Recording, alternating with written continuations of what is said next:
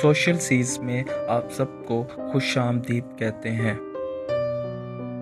Video شروع کرنے سے پہلے آپ سب لوگوں سے گزارش ہے کہ جن لوگوں نے ہمارا چینل سبسکرائب نہیں کیا، مہربانی کر کے ہمارا چینل پہلے سبسکرائب کر دیں اور اس بیل آئیکن کو پریس کر دیں تاکہ ہر نئی آنے والی ویڈیو آپ کو بر وقت ملتی رہے۔ تو چلتے ہیں ہم اپنی ویڈیو کی طرف۔ ہمارے معاشرے میں شادی بیاہ کے موقع پر ایک نئی رسم پیدا ہو چکی ہے جسے بارات یا رخصتی کی رسم کہا جاتا ہے۔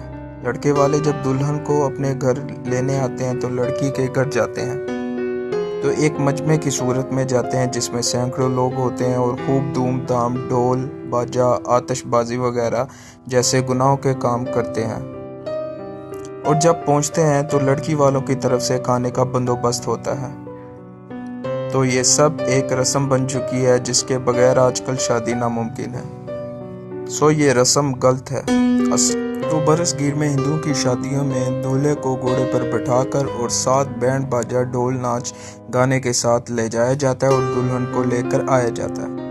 مسلمان چونکہ ان کے ساتھ رہے ہیں تو عام مسلمانوں نے جب یہ دیکھا تو اس میں انہوں نے محسوس کیا کہ انہوں نے بھی اپنی شادیوں میں ایک نئی رسم رخصتی برات کا اضافہ کر لینا چاہیے۔ اب یہ لازمی جزو بن کر رہ گیا ہے مسلمانوں کی شادیوں کا، اور لوگ اس کے اصل جانے بغیر نسل در نسل کیے جا رہے ہیں۔ شریعت کا سبق سادگی اور پردہ ہے، اور رخصتی کا کوئی خاص طریقہ شریعت میں نہیں ہے، نہ ہی کسی رسم و رواج کی پابندی ہونی چاہیے۔ لڑکی کے مکان والے چاہے اپنے گھرانے کے کسی خاتون یا خادمہ کے ساتھ یا لڑکے والوں کے ساتھ، یہاں تک کہ عورتیں آئی ہوں تو ان کے ہمراہ دلہن کو بھیج دیا جاتا ہے۔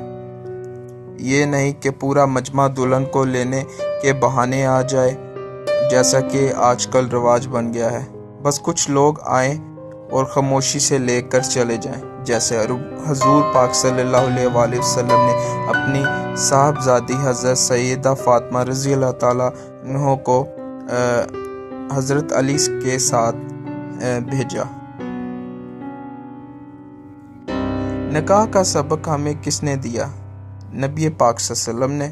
ولیمے کا طریقہ کس نے سکھایا؟ نبی پاک صلی اللہ علیہ وسلم نے۔